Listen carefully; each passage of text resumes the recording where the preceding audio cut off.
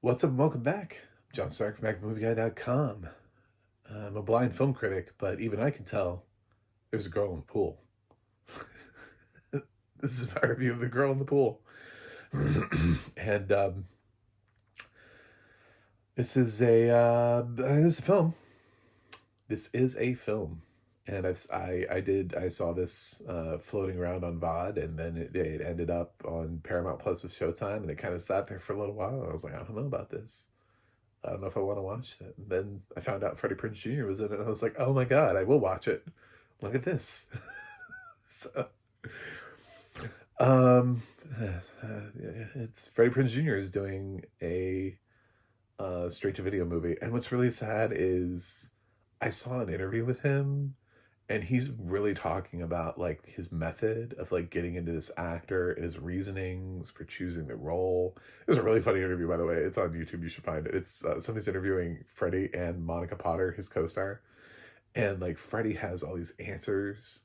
They're like, "Oh, so how did you really get into this character?" Freddie's got like the really well thought answers, and then they ask Monica the same question. She's just like, "I don't know. I didn't really think about any of that. I just kind of played off of Freddie. I was just kind of here to support Freddie." And it's like, yeah, it kind of feels like that. I love that she had no thought about her character. She's like, I don't know, I just kind of walked on stage, and just started doing my dialogue and left. Did it feel like that? Yes. Yes, it did.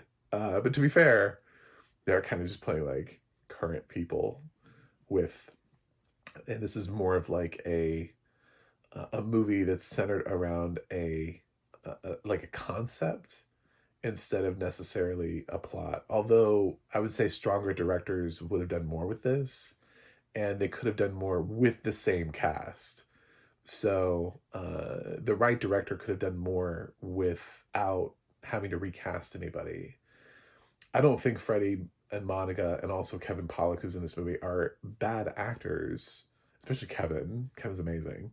But it's just the movie is oddly paced for something that feels like it should have a pulse. Like it should have this thing going to it. Never underestimate the power of a fantastic score, by the way. This movie has like a non-existent score. It's very dull. It's like someone's friend wanted to get into score writing, and they were like, sure, you can put some music in this. This is a movie that absolutely could have benefited from having an excellent score. This is a movie that could have benefited from having a better director, and somebody just taking maybe a second pass at the script. There's nothing really that's wrong here. It's just the characters aren't fleshed out enough. The basic plot is that Freddie Prinze Jr. is cheating on his wife, Monica Potter. And uh, somehow her body ends up, she's just dead in the pool. And he finds her. And he's like, oh my God, what do I do? And he says like multiple times throughout the movie, like he'd do anything for his family. He muses on whether or not he's a good person.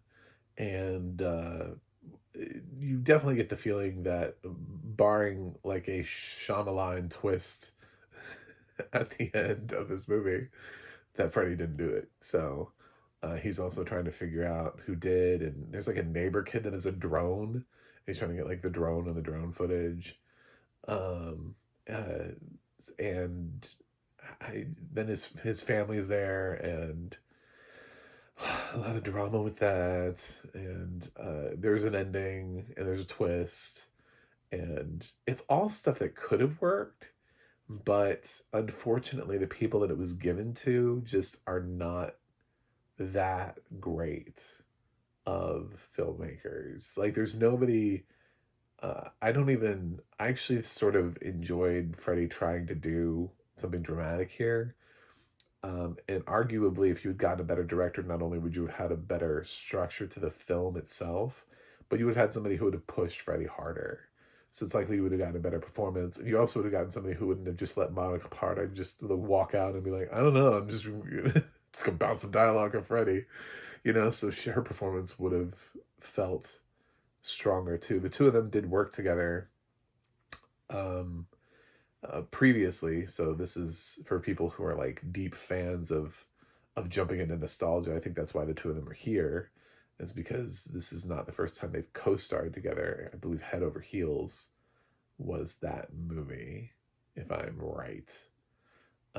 Without looking it up, I'm trying to use my own mental IMDb of having seen thousands of movies to pull the name of the movie that Freddie did in the early 2000s with Monica Potter, and I believe that's the film. He also did one with Julia Stiles, but I think that was Down with Love.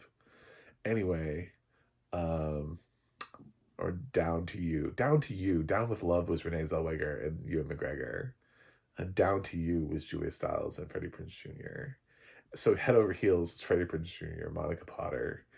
I do all this without IMDb. This is real knowledge. Anyway, um, yes. So they've been on screen before and should have natural chemistry, but I don't know. And it's fine. Like, I think they're fine. Like, I wouldn't, like I said, I wouldn't recast anybody here. I just would see what they would do with a better director team. It doesn't have audio description, which was disappointing, but sort of expected for a film that feels like it's lucky to exist. Like, how did we get here? I don't know. But then again, if you have the money to pay Freddie Prinze Jr., Monica Potter, Kevin Pollak, then you have the money to pay for audio description. These guys are not working for free. They're not unknown talent. This isn't some guy in his backyard with a camera, you know. It just was like, hey, I'm gonna get my friends together and we're gonna make a movie. No, I mean, we definitely could have put audio description on this and been inclusive, and it would have added more to bringing people in on a thriller. It's not very thrilling. I felt kind of slow because, again, I don't have that connective tissue in the moments between dialogue, because for me just nothing's happening because there's no sound. The audio description would have told me what the shot was, would have lingered on and described, some of the things that happen in the film.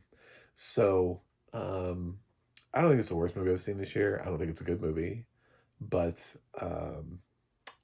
I am not. I don't hate myself for having seen it because I am a Freddie Prinze Jr. fan from back in the day. He's earned the right for me to click on a title like this, especially when I didn't have to pay for it. But it's just like there on Paramount Plus. I was like, oh, the Freddie Prinze Jr. Never mind, I'll watch this. Like I wasn't going to, and then I was like, oh, Freddie's in this. Oh, I got the time. So I made time for Freddie. Anyway, maybe you will too. Maybe you're nostalgic enough. Maybe he's earned enough street cred with you. You're not going to be blown away, but it's nice to see where he's at as he continues to grow up and age. And what was the last thing he did that I saw him do? It was the Punky Brewster reboot. I think on Peacock was the last thing I remember him doing. So he could definitely do more. I really liked when he was on Boston Legal for a while. That was nice. I think Monica Potter was also on Boston Legal. I think they've like coincided with each other again. They've collided. So yeah, that's it. That's my review of Girl in the Pool. The girl in the pool. The girl in the pool. My grade is unwatchable due to lack of audio description. I'm going to give it a floating grade of a C-. Just like the girl in the pool is floating. I think it could go down to like a D+, could be a C. It's unlikely to be a C. I would make it sort of like average in the middle, but like I said, I think there's some stuff to work with here. I just don't think the right people are working with it. So, not the worst concept in the world and not the worst team of actors in the world, but everything else I would have just... And also, never underestimate the power of a good score. When it's absent, when you're watching a film like this that didn't have the budget to pay for somebody to write a score, you're just like, where's the score? Like, what is this music? You're like, somebody's just like, is somebody trying to write a score? It just feels like, like ambient noise or something almost. Anyway, thanks for watching. Thanks for subscribing. I'll see you guys on the other side.